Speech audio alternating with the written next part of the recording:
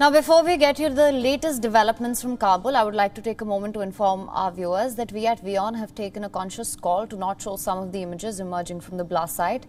There are a lot of other images. We believe there should be some dignity in death, which is why we have chosen not to show them on our screens.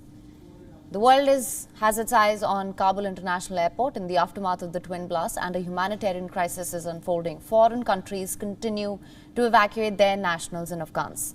Britain has managed to remove about 1,000 people every day from Afghanistan.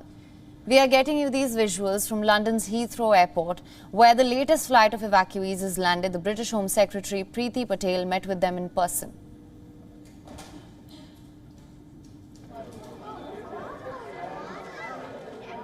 We always knew that this was a moment where, of course, there were going to be particular vulnerabilities to terrorism, to opportunistic terrorist attacks. We condemn them. I think they're despicable. But I'm afraid that there's something that we've had to prepare for. It isn't going to interrupt our progress. We're going to get on with this evacuation.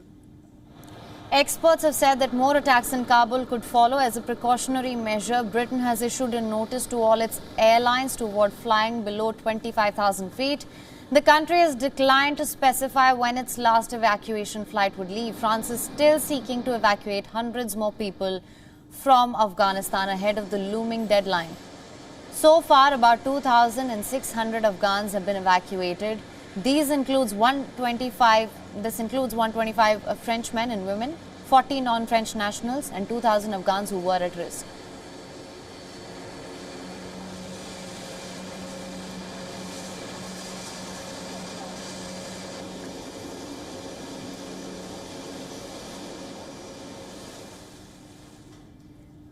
And while some countries have escalated their evacuation process after the deadly twin blast, Australia has officially ended its operation in Afghanistan. In fact, just hours before the attack, Australia's last military jet took off from the Kabul airport, carrying some of its top army officials and Afghan nationals.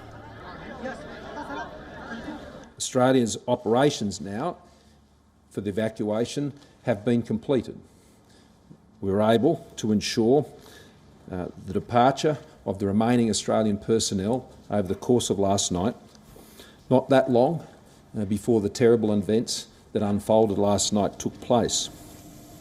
Some Australian visa holders still remain in Afghanistan. It is not yet clear how they will be brought back. United States is assisting other countries like Australia in evacuations, but Morrison warned that it was unlikely for Australians and visa holders to be given seats.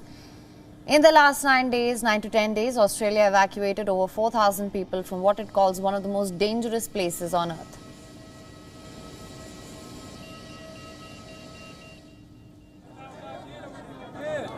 Canada has also ended evacuations from Kabul's airport. Military flights evacuated about 3,700 people. Prime Minister Justin Trudeau said that closing of airbridge does not mean the end of Canada's connection to Afghanistan.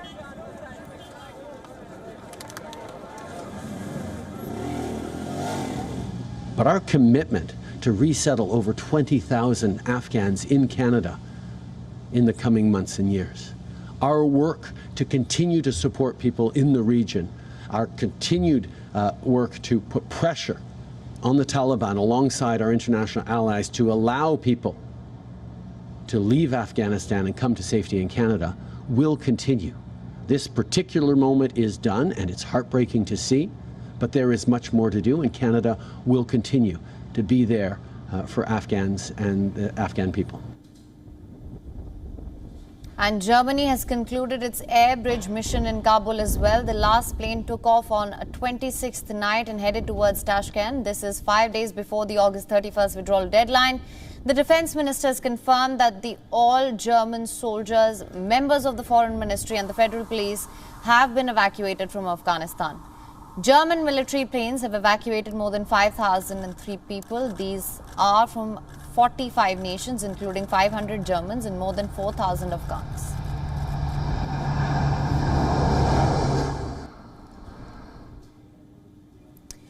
And earlier we were joined by our correspondent Nick Harper from Washington, D.C. Let's listen in.